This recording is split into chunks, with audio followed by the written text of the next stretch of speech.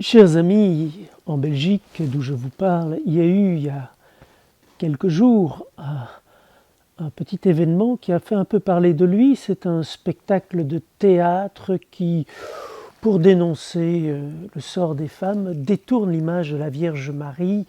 Le spectacle s'appelle Madonna non grata et présente une image de la Vierge qui se décompose, qui se laisse aller, qui est malade, une Vierge un peu, je dirais, tristounette et néfaste. Et il y a eu des protestations, il y a eu une pétition, il y a eu sans doute même des réactions un peu violentes. Bref, le spectacle a été déprogrammé et plusieurs médias m'ont demandé mais que pense l'Église de ces situations-là. Alors, d'abord, la législation contre le blasphème existe en droit canonique, canon 1368, celui qui offense la foi pourra être puni. Mais le droit canon concerne la vie interne de l'Église. Et il est important que les catholiques sachent que dans un état de droit, il n'y a pas de législation contre le blasphème. C'est-à-dire que la liberté d'expression, c'est aussi une liberté de se moquer de la religion ou de la détourner. Je ne dis pas que c'est bien ou pas bien, mais cette liberté existe. Si vous attaquez les personnes, si vous discriminez les groupes, là, les tribunaux pourront en connaître, mais il n'y a pas de sanctuarisation des religions. On peut les critiquer et même les moquer dans un état de droit. Il faut le savoir, c'est le prix à payer pour la liberté d'expression.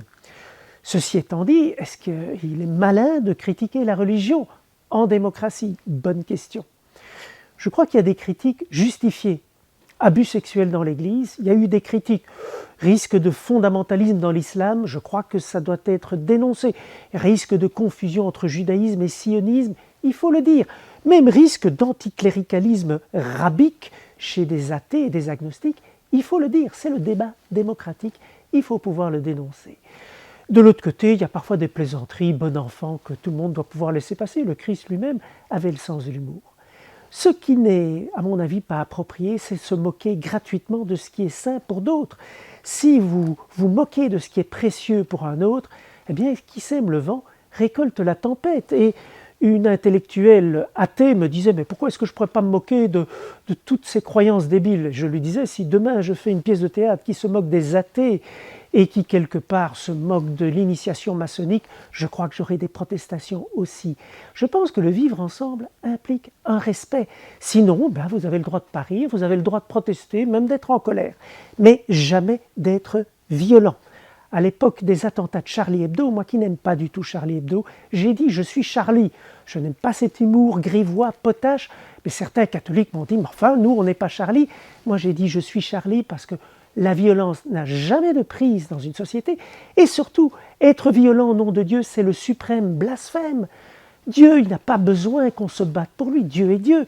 Regardons le Christ qui porte sa passion, le Christ qui répond aux outrages en aimant et en pardonnant.